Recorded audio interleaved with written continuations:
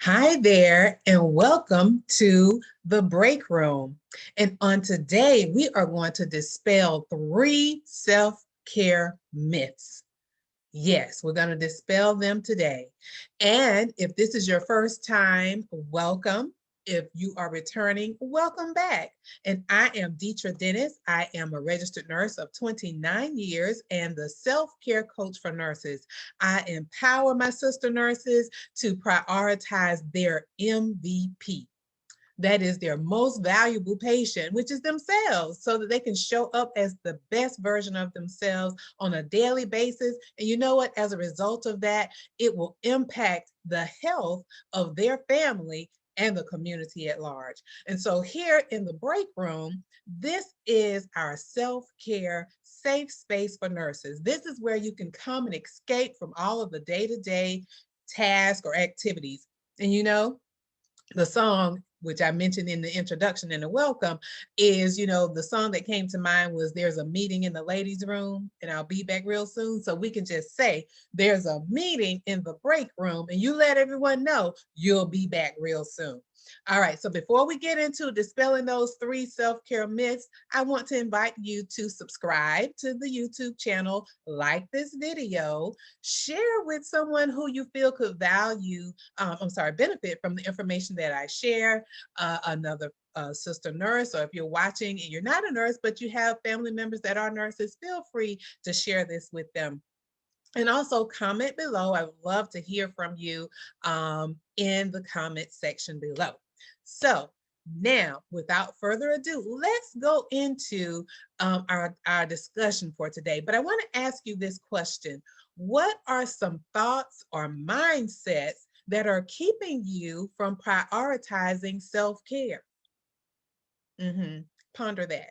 What are some things that are keeping you from prioritizing self-care? And if you see me looking down, I'm looking at my notes because I'd like to prepare for our time together so that I can share value each time that I come before you. So there are 3. There are many more, but these are the 3 that stood out to me, if you will. So the first one is self-care is too expensive.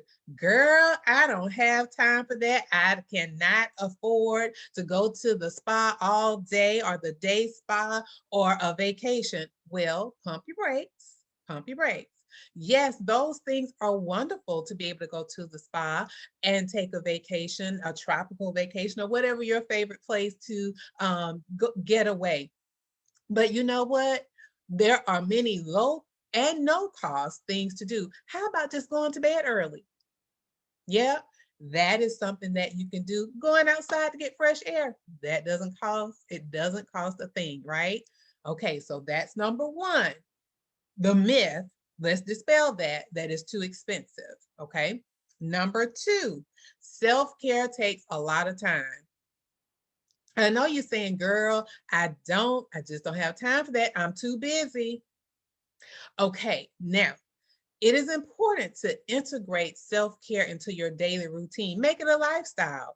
And you know what? Whatever it is that will help you and support you in your health and wellness, that could be if it's getting up earlier in the morning. And maybe not. If it just takes you a minute to 5 minutes to pause, to take a deep breath, to pray, to meditate. If you don't have 1 to 5 minutes, you are really too busy. Okay. So just think about that. And again, there's no judgment over here. It's all love because listen, it's all about you taking care of you so that you can show up your best. So again, it takes a lot of time for self-care. And the last one, clutch your pearls, is that self-care is optional. It is not optional. It is not optional. Because when you think about this, and I'm not comparing you or saying that you are a car, but if you are in a car and you have places to go, but if you keep running, say you're going from point A to B, and you're traveling and you keep going and you never refuel the car is going to stop. It's going to break down. It's going to mess up your engine and all of those things. So consider that all of the things that you're doing when you are serving others and giving, and you don't take care of yourself, you are in a cycle of deprivation, and then you are always serving from an empty vessel. We're not to do that. We are to serve from our overflow.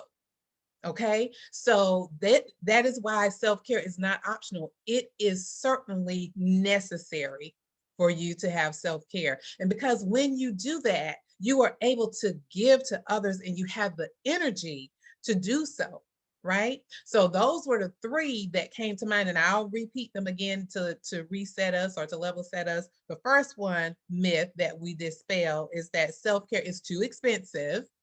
And number two, that self-care takes a lot of time, and that self-care is optional. It is not optional, it is necessary.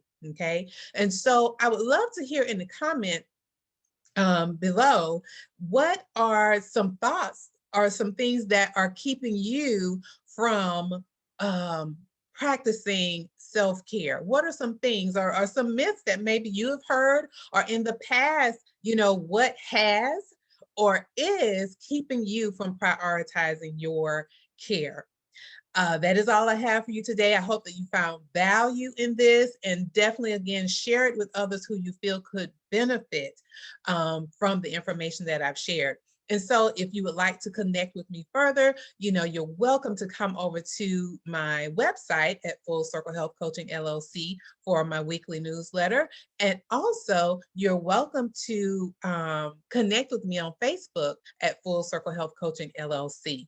So, our quote here that I love to share with you each day, because it is so true, that you are the full circle. And within you is the power to create, nurture, and transform. So until next week, walk in your power and make self-care necessary. Prioritize your self-care. Thank you.